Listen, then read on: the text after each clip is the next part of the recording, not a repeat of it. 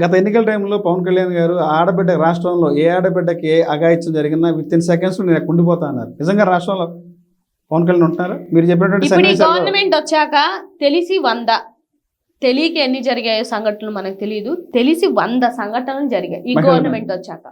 ఆడపిల్లల మీద ఏ సిచ్యువేషన్ దగ్గరికైనా ఈయన వెళ్ళాడా? వీళ్ళందరూ అండగా ఉంటాను అండగా ఇవన్నీ మాట సినిమా డైలాగులు వద్దు సార్. ఇప్పుడు బాలకృష్ణ గారి ఇద్దరు కోడలు అత్త కోడలు ఇద్దరు కలిపి రేపు చేస్తే ఆయన వెళ్ళి ఆ షోలో కూర్చున్నాడు. ఏ షో అది? బాలకృష్ణ గారు షో చేస్తే అన్స్టాపబుల్ షోలో కూర్చున్నారు ఆయన. ఇన్ని అగత్యాలు జరిగేసి రైతులకి ఒక దిగుబడి ఎగుమతికి అదే రైతులకి మద్దతు ధర దొరక్క వాళ్ళు ఇబ్బంది పడుతూ మిరప తెచ్చిన పంట వెనక్కి తీసుకోలేక వాళ్ళందరూ బాధపడుతుంటే జగన్మోహన్ రెడ్డి హయాంలో 21,000 22,000 వచ్చింది. ఈ హయాంలో 12,000 13,000 అంటే వాళ్ళకి ఇచ్చిన కూలీలకు కూడా డబ్బులు రాకుండా ఫ్రీగా ఇచ్చుకొని వెళ్ళిపోయే పరిస్థితిని తీసుకొని వచ్చి ఆడబిడ్డలకు అన్యాయం జరుగుతుంటే ఫీ రీఇంబర్స్మెంట్లు లేకుండా స్టూడెంట్స్ అందరూ ఏమంటారు ఆత్మహత్యలు చేసుకుంటుంటే వీళ్ళు ముగ్గురట్ట మా హోంమంత్రితో కలిపి 4 సినీ ఫంక్షన్లో కూర్చొని ఈకలు పక్కపక్కలు రాష్ట్ర అభివృద్ధి ఎట్టనన్నా పోనివ్వండి, ఎక్కడికి వీళ్ళు వెళ్ళరు, ఏమీ చేయరు. పోని పక్క పార్టీ చేస్తానంటే చేయనివ్వరు, అక్కడికి వెళ్ళనివ్వరు, వాళ్ళకు భరోసా ఇవ్వనివ్వరు. పోని పొరపాటున జగన్మోహన్ రెడ్డి గారు వాళ్ళకి ఏమైనా ఆర్థిక సాయం చేస్తా నువ్వెందుకు చేస్తావు, నువ్వేం పడతావు అంటే మీరు చేయకపోతే మరి ఏం చేయాలి? ఆదుకోవాల్సినటువంటి బాధ్యత మాకుంది కదా. లాండ్ ఆర్డర్ అదుపులో ఉందని పదే చెప్తారు హోమ్ మినిస్టర్ కానీ డిప్యూటీ సీఎం కానీ. ఎక్కడుంది సార్? వాళ్ళ ఇంటి చుట్టూ తిరుగుతుంది లాండ్ ఆర్డర్. లాండ్ ఆర్డర్ బాగుంటే ఈ పరిస్థితి ఏంది సార్? ఇప్పుడు 8 నెలలు మీరేమన్నా కొత్తగా ప్రభుత్వం వచ్చిన వాళ్ళు వస్తే మీ హోల్డ్ చేసుకోవడానికి టైం పడుతుంది, ఆలోచించుకోవడానికి టైం పడుతుంది, సరిదిద్దుకోవడానికి టైం పడుతుంది అని చెప్పుకోవడానికి. ఇన్ని సంవత్సరాల 40 సంవత్సరాల రాజకీయ చరిత్ర పెట్టుకొని ఇంకా లాండ్ ఆర్డర్ని కంట్రోల్ చేసుకోలేకపోతున్నామనంటే ఇది చేతగాని ప్రభుత్వం అని జనాలకి అర్థం అవుదా? మీరు చెప్పండి. ఎన్ని అగత్యాలు జరుగుతున్నాయి? ఆడపిల్లకి స్వేచ్ఛ ఇవ్వలేని ప్రభుత్వం ఇంకే ప్రభుత్వం అయితే ఏముంది సార్? ఇప్పుడు ఆ దిశ చట్టాన్ని తీసేశారు. మరి మీరు చట్టం తేండి, చట్టం ఉంటే ఉపయోగం లేదని చెప్పండి. దిశ చట్టం అనేది ఒక చెత్తపొట్లు వేయడం తప్ప దానివల్ల ఉపయోగం లేదు, అందుకే ఆ చట్టాన్ని మేము తీసామని చెప్పంటారు. అదే చెప్తున్నాను సార్. దిశ చట్టం వల్ల ఎంతమందికి న్యాయం జరిగింది, ఎంతమంది లబ్ధి పొందారు, ఏ టీవీ ఛానళ్ళు చెక్ చేసినా కూడా TV5 వాళ్ళు అనుకుంటాను ఆ రోజు లైవ్గా వేస్తే కూడా వాళ్ళకి ఎంతమందికి లబ్ధి జరుగుతుందని రాష్ట్ర ప్రభుత్వానికి మొత్తానికి తెలుసు. మీరు కక్ష సాధింపు భాగంగా ఆయన ఏ అయితే పథకాలు తీసుకొచ్చారో, ఏ అయితే అభివృద్ధి చేశారో, ఏ అయితే ఒక చేంజ్ని తీసుకొచ్చారో అది మీకు నచ్చలేదు. ఇప్పుడు వెహికల్స్ తిరుగుతున్నాయి, ఆయన బొమ్మల దగ్గర స్టిక్కర్ అంటించేసి వెహికల్స్ తిప్పుతున్నారు. పిల్లల పుస్తకాలు వాటికి ఆయన స్టిక్కర్ ఉంటే ఆయన బొమ్మ దగ్గర మళ్ళీ స్టిక్కర్ అంటించేసి అవే చేసుకుంటున్నారు.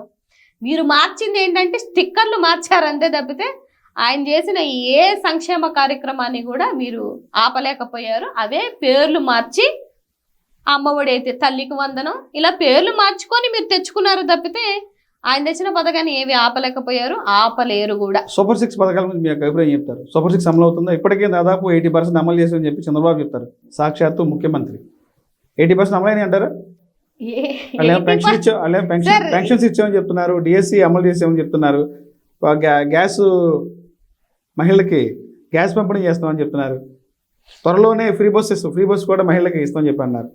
సార్ నేను మాట చెప్తాను, ఒక మహిళగా చెప్పండి, మహిళలకు ఫ్రీ బస్ ఇస్తారంట త్వరలో ఉగాదికి. సార్ నన్ను అడిగితే నేను మహిళలకు రక్షణ ఇవ్వండి అని అడుగుతాను. ఎవరికి కావాలి సార్ ఫ్రీ బస్సు? ఆంధ్రప్రదేశ్ లో మహిళలకు రక్షణ లేదంటారా? లేదు. అది జరుగుతున్నటువంటి సంఘటనలను బట్టి కళ్ళారా కనిపిస్తుంది కదా సార్. నేను వచ్చి చెప్పడం ఏంటి? మీరు సోషల్ మీడియాలో ఉన్నారు, మీరు మీడియాలో ఉన్నారు, ఎన్ని అగత్యాలు జరుగుతున్నాయి, ఎంతమంది ఇబ్బంది పడుతున్నారు. సూపర్ 6 80% ఎక్కడైంది సార్? మీరు చేస్తుంది ఒకటి, పెన్షన్లు ఇస్తున్నారు. ఆ పెన్షన్లు కూడా 1000 రూపాయలు పెంచి ఎన్ని పెన్షన్లు తీశారు? 30 లక్షల మంది పెన్షన్లు తీసేశారు. దివ్యాంగులకు 6,000 ఇస్తుంటే అసలు అంగవైకల్యంతో ఉన్న వాళ్ళు మీద మీ కక్ష సాధింపు ఏంటండి సార్? కాళ్ళు లేని వాళ్ళు, చేతులు లేని వాళ్ళకి మళ్ళీ బ్లడ్ టెస్టులు అని చెప్పేసి ఎంతమంది పెన్షన్లు తీసేశారు సార్? మీరు ఎక్కడ 80% చేశారు? 80% చేసి ఉంటే మీరు బడ్జెట్లో పెట్టుండాలి కదా. ₹1 కూడా పెట్టలేదు. ఇవాళ 3 గ్యాస్ సిలిండర్లు ఇస్తానని చెప్పేసి ఇవాళ 1 సిలిండర్ ఇస్తానంటున్నారు. 1 సిలిండర్ ఏ విధంగా ఇస్తారు? 1,50,00,000 లైవ్లో ఉంటే సిలిండర్లు 895 రూపాయలు వేసుకున్నా కూడా ఎంత అవుతుంది సార్? దగ్గరగా 14,000 కోట్లు అవుతుంది.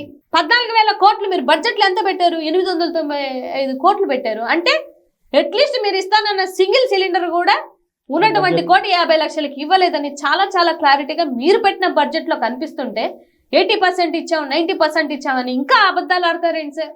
జనాలకి తెలియదు అనుకుంటున్నారా?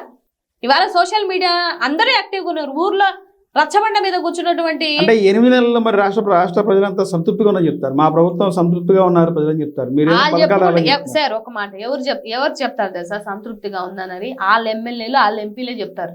ఎందుకంటే ఫ్రీ దందా, ఇసుక దందా, మద్యం దందా, ఇంకా అన్ని దందాలే. మీరు కావాలంటే గ్రౌండ్ లెవెల్లో చెక్ చేయండి. ఇసుక తీయాలంటే డబ్బులు కట్టాలా, డబ్బులు ఇచ్చేయాలా, 100 రూపాయలు, ఆఖరికి 100 కూడా వసూలు చేస్తున్నారు సార్ వెళ్ళిపోయి ఇసుక మీద.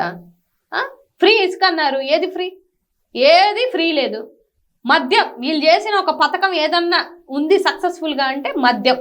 నాన్నక ఇంధనంలో మాత్రం 100% సక్సెస్ అయ్యారు, అందులో డౌట్ లేదు. ఇవాళ వాళ్ళ పుస్తల మీద వ్యాపారం చేస్తున్నారు, అందులో డౌట్ లేదు. చెయ్యండి. మొన్న చూశాను, మందుదాడని డబ్బులు ఇవ్వలేదని భార్యని నరికి చంపేశారు. వీధికి ఒకటి సార్. అంటే ఇంతకు ముందు ఒక పోలీస్ స్టేషన్ ఉండేదేమో 1 కిలోమీటర్ దాటిన తర్వాత, ఇవాళ ఏమైపోయిందో తెలుసా? 1/2 కిలోమీటర్కి ఒక మద్యం షాపులు ఉన్నాయి. అవి కూడా ఎక్కడ పడుతున్నారు? ఆడవాళ్ళు తిరిగే ఏరియాలలో, బస్ స్టాపుల దగ్గర, లేడీస్ హాస్టళ్ళ దగ్గర, కాలేజెస్ దగ్గర. ఎన్ని విచ్చలవిడిగా కూరగాయల మార్కెట్లో మందు అమ్మినట్టు అమ్మేస్తున్నారు సార్. ఇంటింటికి మందు సరఫరా. ఆయన ఇంటింటికి జగన్మోహన్ రెడ్డి గారు బియ్యము అన్ని పంపిణీలు చేస్తే వీళ్ళు మాత్రం మందు పంపిణీ చేస్తున్నారు. ఇదే సార్ రాష్ట్ర అభివృద్ధి? ఇదే విజనరీ యొక్క ఆలోచన విధానం? ఇదే డెవలప్మెంట్? ఇదే సంపద సృష్టి? ఇప్పుడు రాష్ట్రంలో మహిళలకు భద్రత ఎలా ఉంది ఈ 8 నెలల కాలంలో? సార్ రాష్ట్రంలో భద్రత లోపం వల్లే ఇన్ని అగత్యాలు జరుగుతున్నాయి. అది ఒకటి గుర్తుపెట్టుకోండి. రాజకీయాలు పక్కన పెడితే ఒక మహిళగా నేను కోరుకుంటుంది ఏంటంటే, మీరు లా అండ్ ఆర్డర్ని ముందుకు తీసుకెళ్ళాలి అనుకుంటే ఇది పద్ధతి కాదు. పోనీ ఒక్క కేసులోనైనా ఒక్క నిందితున్న పట్టుకోగలుగుతున్నారా? మీ నాయకులే, మీ టీడీపీ నాయకులు నిన్న కదిరిలో ఆ అమ్మాయిని వాడు కత్తితో దాడి చేసి యాసిడ్ పోసి, అతను ఎవరు అనంటే ఆ కదిరి ఎమ్మెల్యేకి సంబంధించిన అనుచరుడి యొక్క కుమారుడు గణేష్. ఇట్లా మీ నాయకులే చేస్తుంటే నాకు అర్థమైన విషయం ఏంటంటే సార్, ఎలక్షన్కి ముందు ఊగిపోయి మైకులు బద్దలైపోయే విధంగా మాట్లాడినటువంటి సనాతన ధర్మకర్తలు ఇవాళ ఎందుకు కామ్గున్నారు అనేది నాకు అర్థం కావట్లేదు.